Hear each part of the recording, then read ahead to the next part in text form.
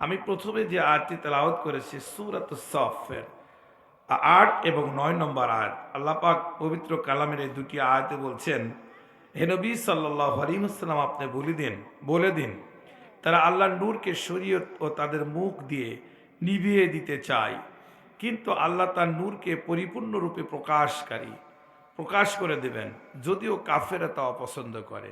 মানে আল্লাহ পাক রব্বুল আলামিনের নূর, এখানে এই নূর তাফসিরের ভিতরে আসছেন, এই নূর শব্দের অর্থ কোরআন। সুবহানাল্লাহ বলেন। এই কোরআনকে এক জাতীয় লোক মুখের ফুঁক মানে দেখেন না, ফুঁক দিয়ে নিভিয়ে দিতে চায়।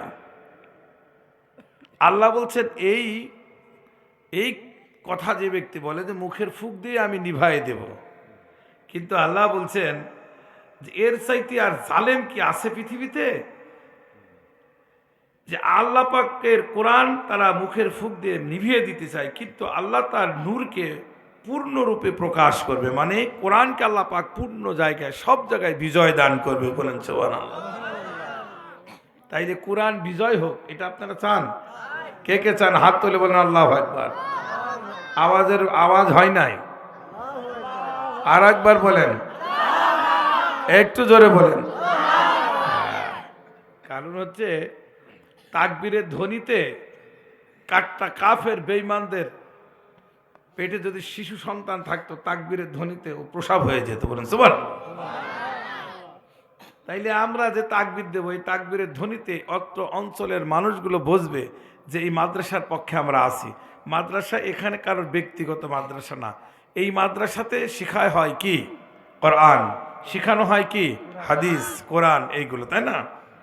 খালি আমরা তো হাই স্কুল, কলেজ, অন্য জায়গায় দিয়ে আমাদের বাচ্চা গুচ্ছাগুলো পড়ান সেখানে, কিন্তু যদি ওই বাচ্চার ভিতরে যে কোরআন থাকে, ওই বাচ্চার ভিতরে যদি হাদিস থাকে, তাইলে দেখবেন কোরআন এবং হাদিসের বদলাতে মা এবং বাবা কমপক্ষে কবরের পাশ দিয়ে গেলে বলবে কি, আসসালামু আলাইকুম ইয়া হালাল কবর। জোরে বলেন ঠিক কিনা? এই দোয়াটা করবে। আর যদি কোরআন হাদিস না থাকে, তাহলে দেখা যায় যে ওই 50-60 বছর বা কয় বছর মারা গেছে, পুরাতন কবর, একবার সুন্দর করে প্যান্ট খুলে একবার পোশাক করে দিল ওইদিকে, নাকি বলেন? হবে কিনা? যারা বলেন হবে কিনা? এই জন্য এই যে কিছু জিনিস আছে, এই জিনিসগুলো আমাদের ভিতর থেকে সরাতে হবে। আমরা জাতিতে মুসলিম, সকলেই কি মুসলিম। বিসমিল্লাহির রহমানির রহিম।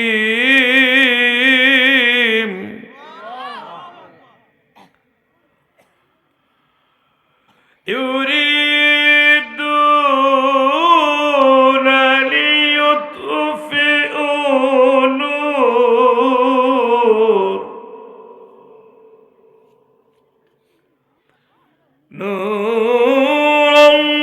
নূরাল্লাহি বিআফওয়াহিহিম আল্লাহু মুতিম্মু নূরিহি ওয়ালাউ কারিহাল কাফিরুন।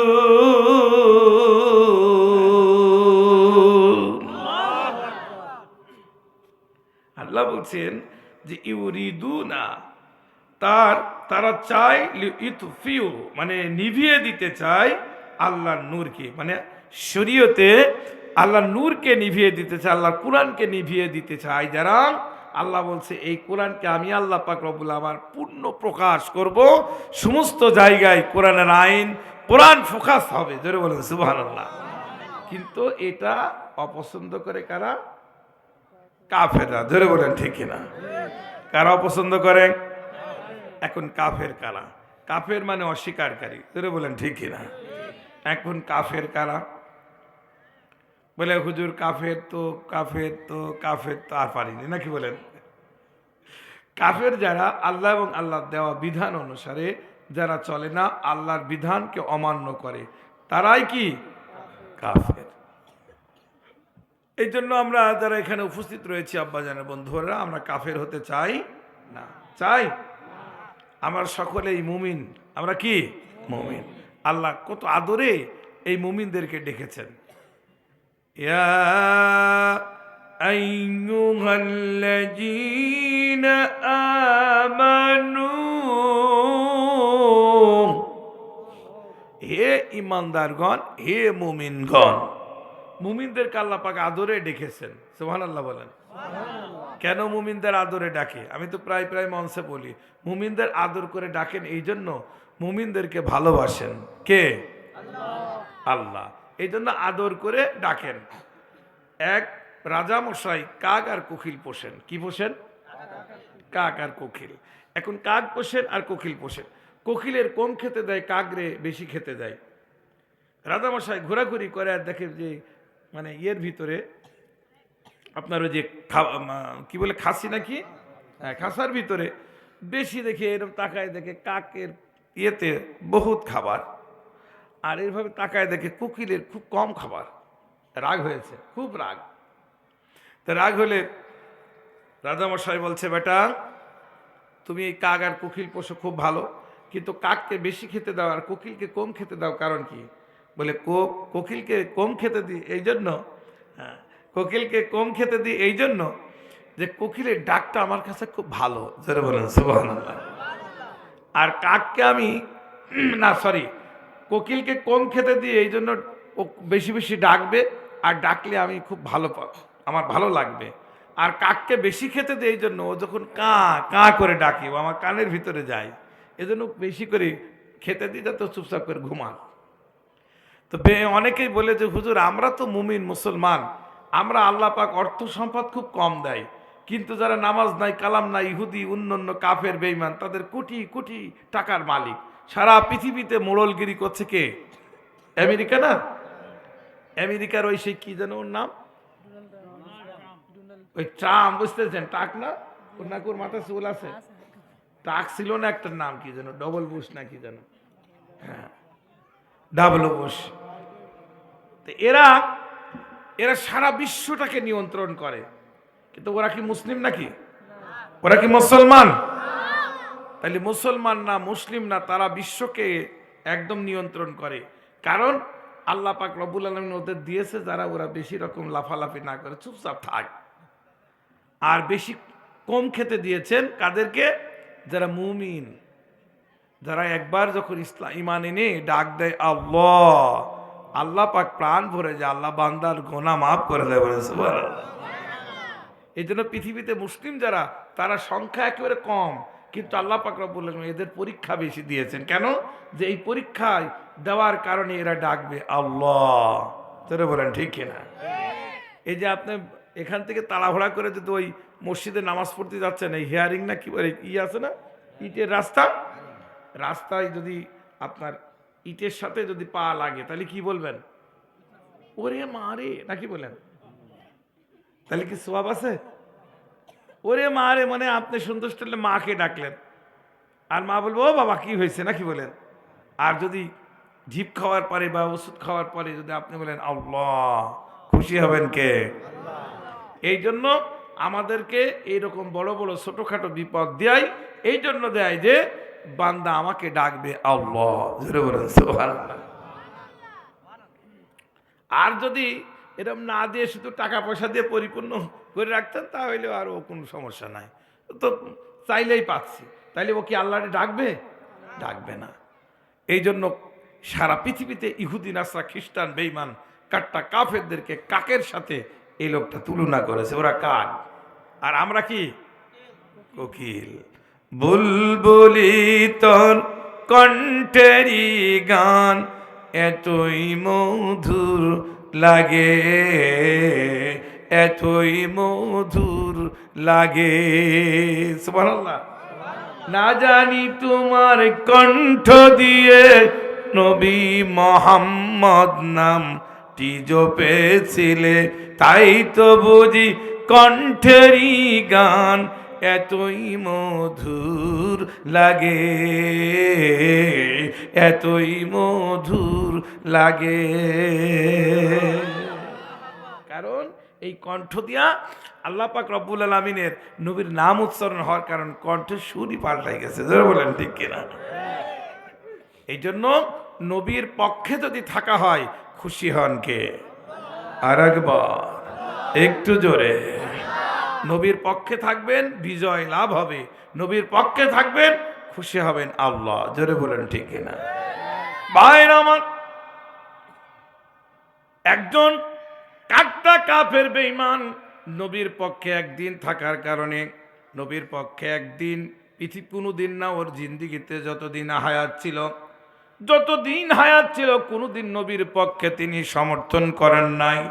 কিন্তু একটা দিন সমর্থন করার কারণে আল্লাহ পাক রব্বুল আলামিন এই কাট্টা কাফেরকে 11 মাস 29 দিনের সব আযাব আল্লাহ বন্ধ রাখে, টের পায় না। কারণ কি? ও আমার প্রিয় ভাইরা, একটা দিনের আযাব আল্লাহ পাক বন্ধ রাখার কারণ বুঝলাম না। এই লোকটার নাম ছিল আবুল আহাব। কি ছিল? আবুল আহাবরে আপনার চিনি না?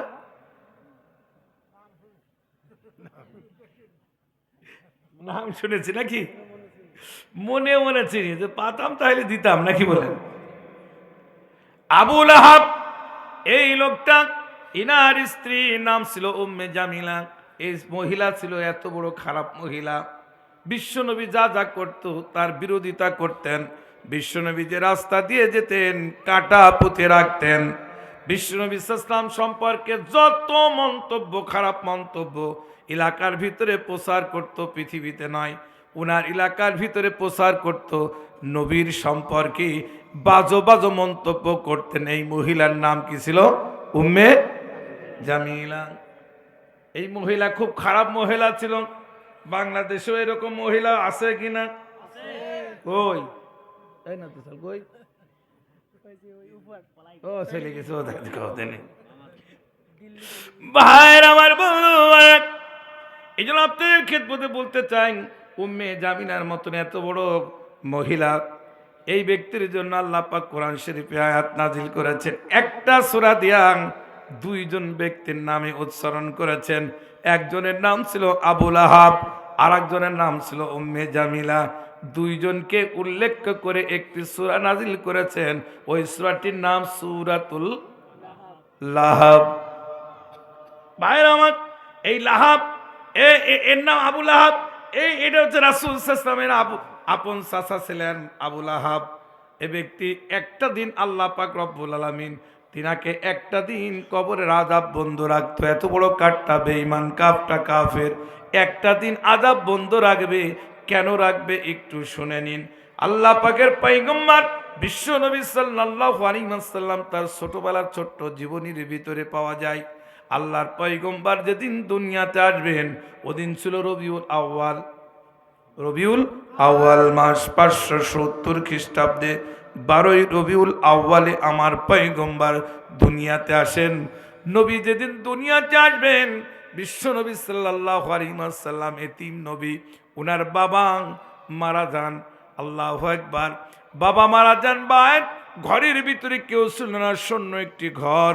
ওই ঘরের ভিতরে একটা মাত্র মানুষ ছিল, তিনি আর কেউ না, আমার বিশ্ব নবীর কলেজার টুকরো মা, মা আমিনা। জোরে বলেন ঠিক না? আমিনার নাম শুনলে আমরা আমিনাকে চিনতে পারি, কিন্তু আমার আমিনা কেমন চেহারা ছিল!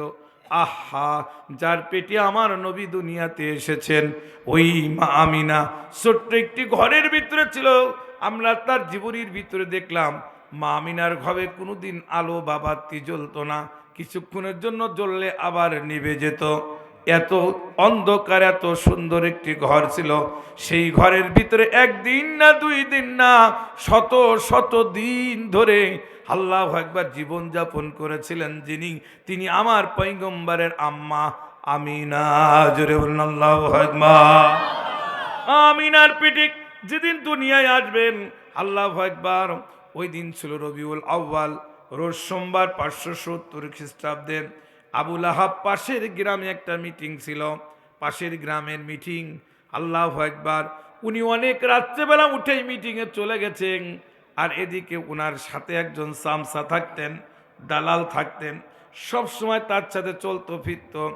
এই লোকটি বাড়ির থেকে বের হয়ে মনে মনে চিন্তা করলো হুজুরকে কি পাওয়া যাবে। বাড়িতে গিয়ে আবুল আহাবের স্ত্রীকে আবুল আহাবকে ডাক দিলেন। মালিক বাড়িতে কি আসেননি?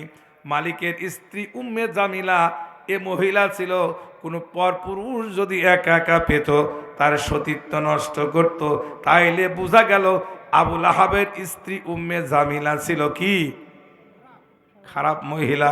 জোরে বলেন ঠিক কিনা? ভালো সুন্দরী, আমার সাদেক ভাইয়ের মতন এত সুন্দর পুরুষ পালি ওর মাথা ঠিক থাকতো না। আল্লাহু আকবার।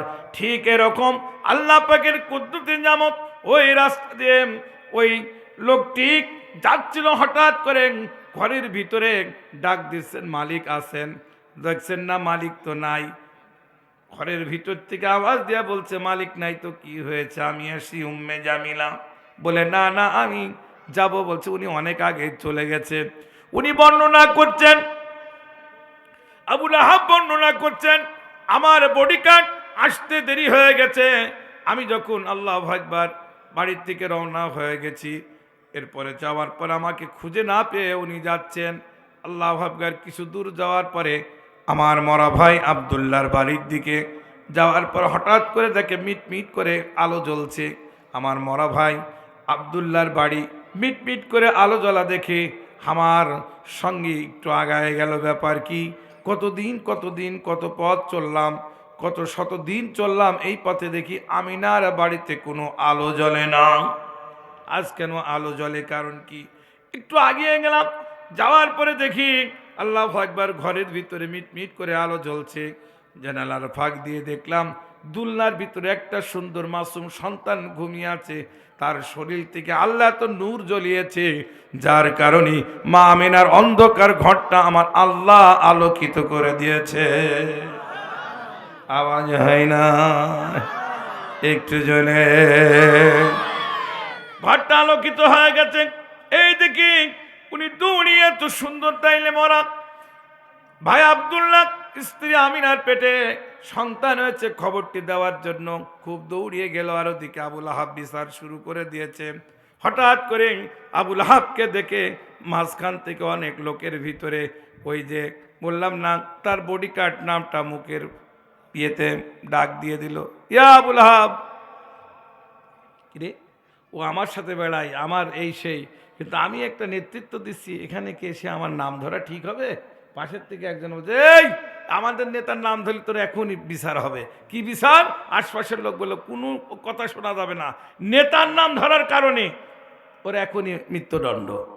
দেখেন না, কিছুদিন আগে সারা জায়গায় আজ থেকে বেশ কিছুদিন আগে আলেম ওলামারা, 1 বছর 2 বছর আগে আলেম ওলামারা যদি আল্লাহু আকবার নারে তাকবীর মারতেন, সঙ্গে সঙ্গে একখান কেস ফাইল হয়ে যেত, সকালবেলা তার অ্যারেস্ট নামা আসতো বাড়ি। ধরে বলেন ঠিক কিনা?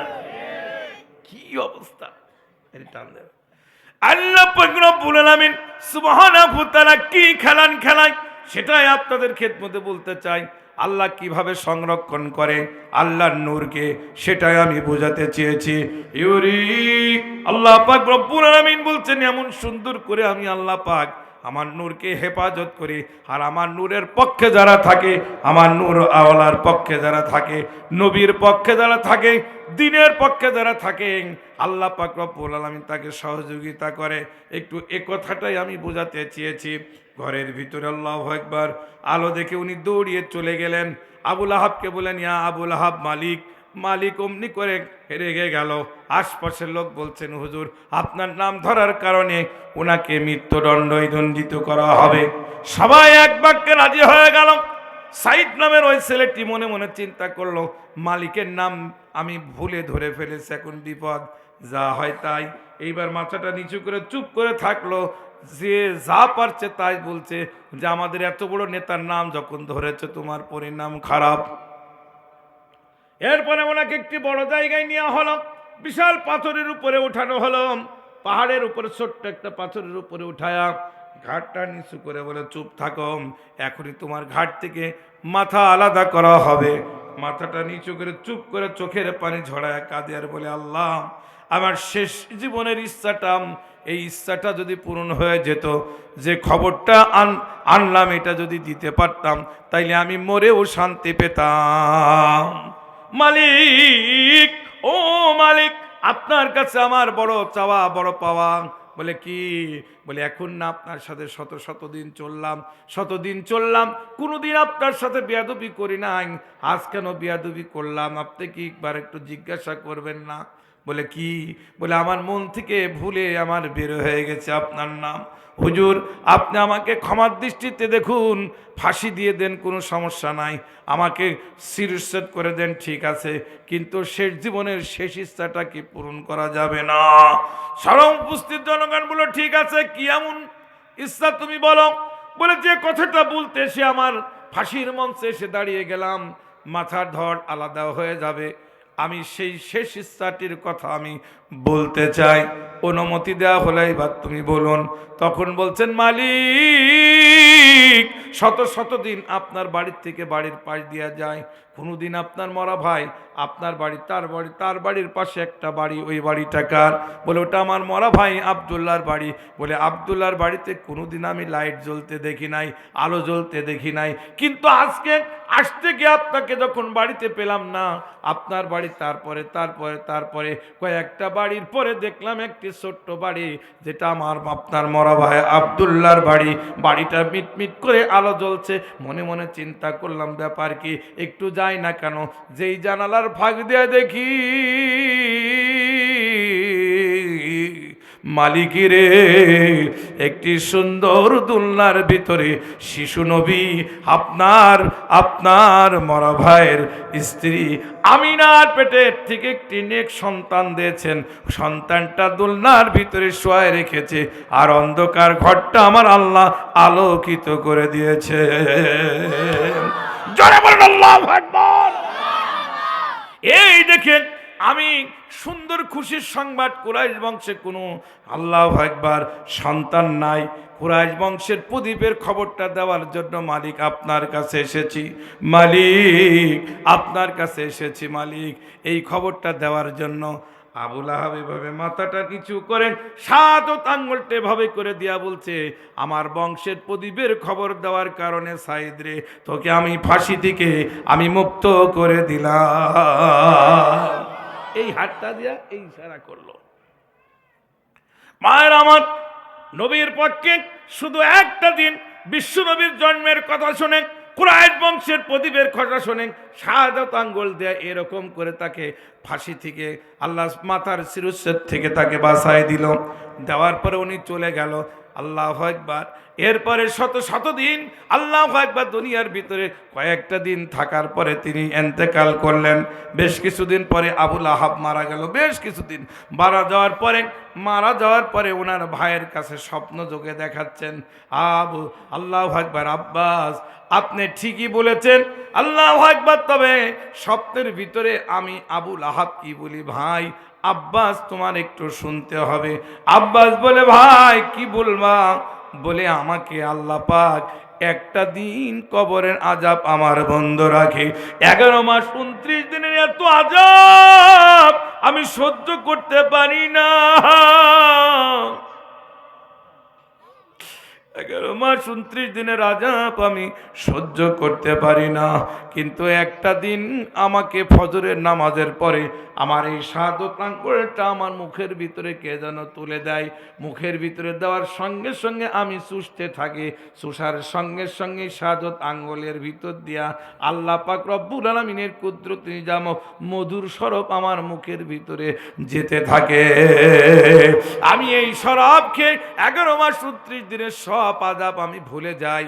আব্বাস বলছে, তুমি এত বড় কাট্টা বেঈমান কাফের, তুমিও কাফের, তোমার স্ত্রীও কাফের, নবীকে কত কষ্ট দিয়েছো, বিশ্ব নবীকে কত কষ্ট দিয়েছো, সেই নবীর চাচা তুমি একটা দিন আযাব বন্ধ থাকে আমি বুঝতে পারলাম না, একটু বুঝে বলুন। তখন বলছেন, ভাই আব্বাস, আমার নবী যেদিন দুনিয়ায় আসে, আমার ভাতিজা যেদিন দুনিয়াতে আসে, ওই দিন আমি নবীর পক্ষে একটা হাত দিয়া গোলাম আজাদ করে দিয়েছিলাম। এই কারণে একটা দিন নবীর পক্ষে থাকার কারণে আল্লাহ পাক কবরে আমার একটা দিন আযাব বন্ধ রাখে। নারে তাকবীর। একটা দিন নবীর পক্ষে থাকলে যদি আযাব বন্ধ থাকে, ও আমার বড়ই টুপির প্রিয় ভাইরা, দুর্বাচারের প্রিয় ভাইরা, দুর্বাচারা দোপের প্রিয় ভাইরা, পাশে বাজু গ্রামের প্রিয় ভাইরা, সকলের কাছে উদারত আহ্বান জানাবো, নবীর পক্ষে একটা কাট্টা বেঈমান কাফের যদি একটা পক্ষে থাকার কারণে একদিন আযাব বন্ধ থাকে, আমরা নবীর পক্ষে, নবীর দলের পক্ষে আজীবন থাকতে রাজি আছেন? কে কে হাত তুলে দেখান। আর একবার তাকবীরের ধ্বনি দিয়ে দেন, নারে তাকবীর। হারিয়ে যাব একদিন আমি, রব না এ ভুবনে চিরদিন। বলুন, হারিয়ে যাব একদিন আমি, রব না এ ভুবনে চিরদিন।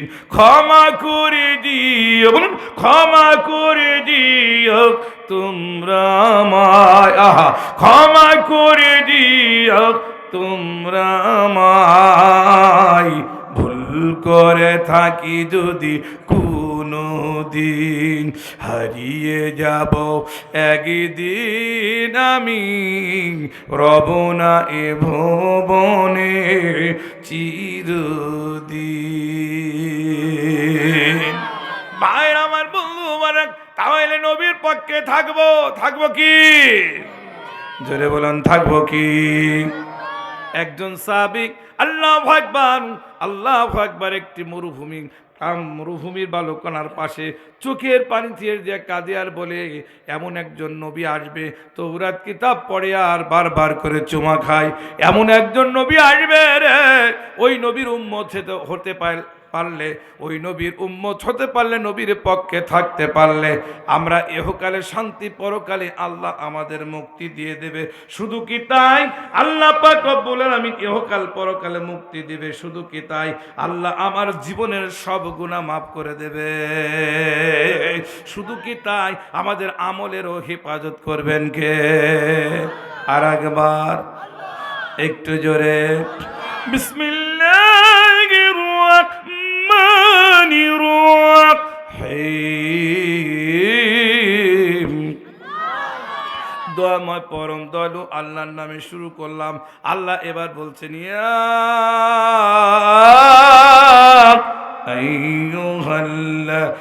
আইয়ুহাল্লাযীনা আমানু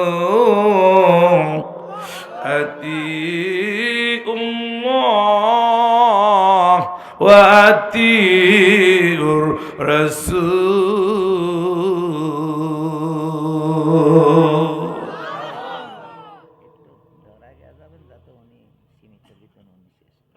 আল্লাহু আকবার, আল্লাহু আকবার, আর একবার আল্লাহু আকবার। ইয়া আইয়ুহাল্লাযীনা আমানু আতিউল্লাহ ওয়া আতিউর রাসূল ওয়া লা তুবতিলু আমানাকুম। আল্লাহ কোরআন মাজিদ সূরাত মুহাম্মদের ভিতরে আল্লাহ পাক রব্বুল আলামিন বললেন, হে ঈমানদারগণেরা, তোমরা কি করো? আমি আল্লাহ আমার আনুগত্য করো আর আমার রাসূলের অনুসরণ করো। কি কি? আমার রাসূলের অনুসরণ করো। ওয়ালা তুবতিলু আমালাকুম। আল্লাহ বললেন, তোমরা আমার আনুগত্য করো, আমার রাসূলের ভালোবাসা অর্জন করো, আর খবরদার তোমাদের আমলগুলো নষ্ট করো না। তাইলে আমাদের যে আমলগুলো, এই আমলগুলো নষ্ট করতে নিষেধ করেছেন কে? জোর হলো না, কি কথা? তাইলে আল্লাহ আমল নষ্ট করার, যে বলছেন তোমাদের আমল নষ্ট করো না, তাহলে আল্লাহ নষ্ট করবে না, করব কি? আমাদের আমল আমরাই নষ্ট করব। তাহলে আমল নষ্ট করার এক নম্বর কাজ পরনিন্দা করা। কি? পরনিন্দা যদি করেন, ফারুক আজম জিহাদি এখানে আসছে, আপনি সকালবেলা যদি বলেন হুজুর হইল নাকি, এ কি পরনিন্দা করে নাকি? গীবত চর্চা করা, পরনিন্দা করা, তার সম্পর্কে খারাপ রচনা করা, তার সম্পর্কে খারাপ মন্তব্য করা, কুরচনা করা, কুধারণা করা, এগুলো করলে আপনার ভিতরে যত আমল, সেই আমলগুলো আমার উপরে আসবে। আর আমার যে বদকার শয়তানি আমল আছে, এটা আপনার আমল নামায় লেখা হবে। তাইলে বোঝা গেল আমরা এখন চায়ের দোকানে বসে বদকার খারাপ রচনা করব না, খারাপ কথা বলবো না। যদি কুধারণা করি তাইলে কিন্তু সর্বনাশ। এই জন্য আল্লাহ বলছে ওয়ালা তুবতিলু আমালাকুম, আল্লাহ পাক বললেন তোমাদের আমলগুলো নষ্ট করিও না। তাহলে এখানে যারা আছে আমরা আমল নষ্ট করতে রাজি? রাজি? রাজি? তাইলে আমরা আমল নষ্ট করব না। আমল যদি ভালো করতে হয় তাইলে রাসূলের আনুগত্য, রাসূলের অনুসরণ করতে হবে। জোরে বলেন ঠিক কিনা? সে রাসূলকে কেন অনুসরণ করব একটু বলে দিই। রাসূল আমাদের কি নেতা? জোরে বলেন সুবহানাল্লাহ। রাসূল নেতা, তার কেমনে বোঝাবো? হযরত আমিনা, মা আমিনা রাস্তা দিয়া ধুধু মরুভূমি বালুকণা, এদিকও আল্লাহু আকবার পাহাড়, এদিকও পাহাড়, শুধু পাহাড় আর পাহাড়। মা আমিনার পেটে তখন সন্তান, তিনি আর কেউ না, তিনি আখেরে জামানার নবী মুহাম্মদ হবেন সাল্লাল্লাহু আলাইহি ওয়াসাল্লাম। পাহাড়ের পদপাড়ি দিয়ে রওনা হয়েছে। যেতে যেতে যেতে যেতে যেতে যেতে আবার তখন আবার হাঁটছেন। হাঁটতে হাঁটতে বাড়ির দিকে আসতে গিয়ে লক্ষ্য করে দেখে যে পাহাড়ের পাশ থেকে একটা বনের হরিণ দৌড়িয়ে আসছেন। আবার ডান দিকে তাকায়া দেখে একটা বাঘ মা আমিনার দিকে দৌড়িয়ে আসছে। একদিকে হরিণ আর একদিকে কি বাঘ। এই হরিণ আর বাঘ এমন ভাবে দৌড়িয়ে আসছে, মনে মনে চিন্তা করছে বড় বিপদ। আস্তে আস্তে বাঘের যদি স্বপ্নের সামনে যদি বাঘ দেখা যায়, কার না ভয় করে? জোরে বলেন ঠিক কিনা? আমরা সুন্দরবন বেড়াতে গেলাম, আল্লাহু আকবার, যাই সামান্য জঙ্গলের কাছে একজন বলছে হুজুরের দিকে যাবেন না, বাঘ। ওরে বাবা!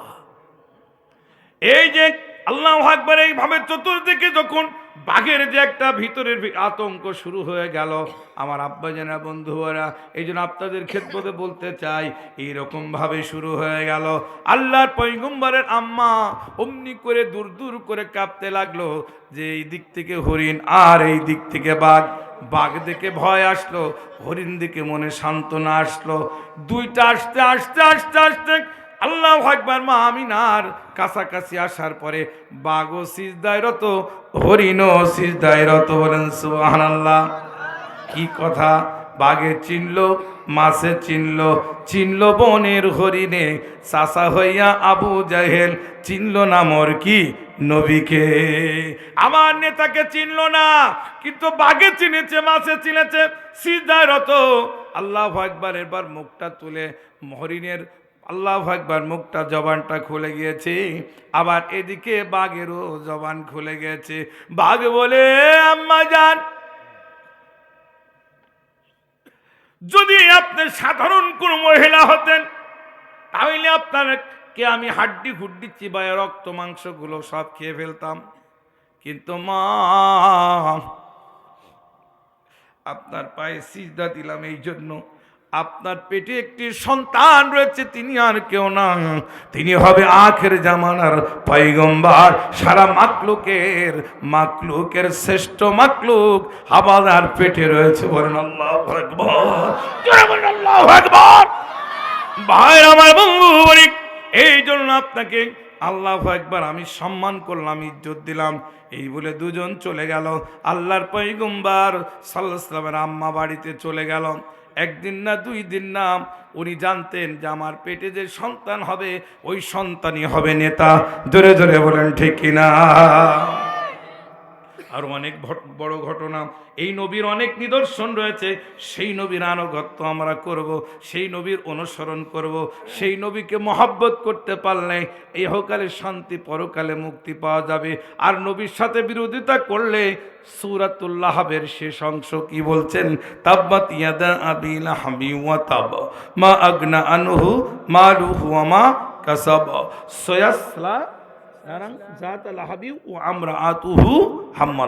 কি কথা! আল্লাহ কোরআন মজিদের ভিতরে তাফসীরটা দেখবেন। এরপরে কি করলো? আবু লাহাব আল্লাহু আকবার, তাকে যে একটা সেক্টর দিলেন, উনার স্ত্রী উম্মে জামিলাকে দিয়েছেন। উনার কাজ ছিল নবীর বিরোধিতা করা। নবী সাল্লাল্লাহু যে পথে চলতেন শুধু সেই পথের বিরোধিতা করতেন, নবী সাল্লাল্লাহু বিরুদ্ধে অপপ্রচার করতেন, নবীর ফ্যামিলি সম্পর্ক অপপ্রচার করতেন এই উম্মে জামিলা। এই জন্য সকালবেলা উঠে রাসূল সাল্লাল্লাহু নামাজে যাবে, তার পায়ে কাঁটা পুঁতে রাখতো, পথে কাঁটা বিছায় রাখতো যিনি, এই ছিল উম্মে জামিলা। আল্লাহ পাক বলছেন অচিরেই দেখবা হে নবী, আপনাকে যে কষ্ট দিয়েছে তার গলায় দেশে খেজুর গাছের পাকানো রশি দিয়া আমি আল্লাহ পাক ঝুলাই রাখবো, মানে ফাঁস দিয়া মেরে দেব। এরপরে উনি কি করলাম, প্রতিদিন পাহাড় থেকে কাটা এনে বিছায় দিত। রাসূল সাল্লাল্লাহু রাস্তা দিয়ে যাবে, কষ্ট পাবে, পায়ে কাটা ফুটবে, ওর দৃষ্টিতে কষ্ট পেত, আর আমার আল্লাহর দৃষ্টিতে নবী পথে কাটা তো দূরের কথা, ওই জায়গায় নুরানি বিছানা বিছাই দিত। মায়ের আমার এরপরে কি করতো আল্লাহর পয়গম্বর আল্লাহর নবী সাল্লাল্লাহু আলাইহি ওয়াসাল্লামের জীবনের ভিতরে দেখলাম উনি প্রতিদিন এভাবে করতেন। কিন্তু একটা দিন আল্লাহর কাছে দোয়া করলেন ওই ব্যক্তির জন্য। এই উম্মে জামিলা কাটা আনতে গিয়া বন জঙ্গলে চলে গেল, পাহাড়ের পদপাশে সারাটা দিন ধরে কষ্ট করে কাটা সংগ্রহ করেছেন। কম সংগ্রহ করে টুপলা বেঁধে, এই টুপলা বেঁধে এইভাবে কাটাটা দিয়েছেন, এদিকে অর্ধেক আর এদিকে অর্ধেক নেছে। নেওয়ার পরে আনতে আনতে কষ্ট হয়েছে, এই টুপলা এদিক একটা পাহাড়ের পাশে দিয়েছেন, এটাও দিয়েছেন, এইদিকে দিয়ে উনি একটু খুব রেস্ট নিচ্ছেন। ঘুমের যেই না ঝাঁকি মারছে, মাথাটা আঘাত করে ওই যে টুপলা, দুইটা টুপলা এই পাশে এই পাশে, কিন্তু বাধা আছে কি কাটা বাঁধা, কিন্তু খুব কিন্তু এখানে কি রশি ফাঁস এইভাবে দিছে। দেওয়ার পরে যেই না আঘাত লাগছে পিছনে ঘুরে গেছে। এবার হাত দিয়ে যেভাবে দেখবেন যারা গলায় দড়ি নেই তারা আর হাত ওঠে না। জোরে বলেন ঠিক কিনা? বলে হুজুর আপনি তো গলায় দড়ি নিয়ে দেখিনি, দেখার দরকার নাই। এইভাবে যখন আর হাত ওঠে না, আর হাত যখন ওঠে না, আল্লাহু আকবার, হাতটা যখন ওঠে না, চলে গেছে আস্তে আস্তে করে গলায় ফাঁস থেকে উম্মে জামিলাকে দুনিয়া থেকে জাহান্নামে পাঠিয়ে দিলেন কে? জোরে বলুন কে? এই জন্য ভাইরা আমার, অন্যায়কে সবেন না। আল্লাহ পাক রব্বুল আলামিন কোরআন মজিদের ভিতরে আবু লাহাবের ব্যাপারে বললেন তাব্বাত ইয়াদা আবি লাহাবি ওয়া তাব। হে নবী সাল্লাল্লাহু আলাইহি ওয়াসাল্লাম, আপনি দেখবেন আবু লাহাবের দুইটা হাত ধ্বংস হোক। তাহলে দুইটা হাতের কথা বললেন কেন? রাসূল সাল্লাল্লাহু আলাইহি ওয়াসাল্লামকে একটা হাত দিয়া মেরেছেন, একটা পাথর বলেছেন তাব্বালা কাইয়া মুহাম্মদ, এই বলে একটা পাথর দিয়া এইভাবে আঘাত করার কারণে বিশ্ব নবী কষ্ট পেয়ে মাথাটা নিচু করে আল্লাহকে বললেন। আল্লাহ বলছে নবী গো, টেনশন চিন্তা করো না, আমি আল্লাহ পাক যে আবু লাহাব তোমাকে হাত দিয়া মেরেছে ওই আবু লাহাবের দুই হাত ধ্বংস হোক। এখানে মারলো এক হাত, কিন্তু দুই হাতের কথা কেন বললেন? আমার আল্লাহ আজিজুল হাকিম, ন্যায় বিচারক। আল্লাহ পাক একটা হাত দিয়া মারলেন, বিচার করলেন কি দুই হাত ধ্বংস। ধরে বলেন ডেকে নাম। তাফসিরে কেরামগণ বললেন কেন বুঝলাম না, একটা হাত দিয়া মারলো কিন্তু দুইটা হাতে ধ্বংস হলো, কারণ কি? আল্লাহ তাফসির কেরাম সকলেই বলেছেন, মুফাসসিরগণ বলেছেন, দেখবেন একটা হাত দিয়ে এরকম মারতে হলে একটু সহযোগিতা করে না, একটু সহযোগিতা করার কারণে এই যে মারছে, একটু সহযোগিতা করার কারণে সমান অপরাধ হয়ে গেছে। এই জন্য দুই হাত ধ্বংস হোক। কে বললেন? জোরে বলুন, জোরে বলুন, কে বললেন? এই জন্য বাংলাদেশের প্রত্যেকটি ভালো লোকদেরকে সমর্থন করুন। সমর্থন করলে 100% আল্লাহ রাজি খুশি হয়ে যাবে। জোরে বলুন সুবহানাল্লাহ। এইটা দিয়ে সমর্থন করলেন আর এইটা দিয়ে আরেকজনের সমর্থন করলেন, তাইলে হবে? এই জন্য পুরাপুরি করতে হবে। আল্লাহ কবুল করবে, আমিন। ভাইরা আমার, সেই নবীর উম্মত হতে পেরে আমরা ধন্য হয়েছি। ভাইরা আমি একেবারে শেষের দিকে এসে গেছি। আসেন আসেন আসেন, এইবার ছোট্ট করে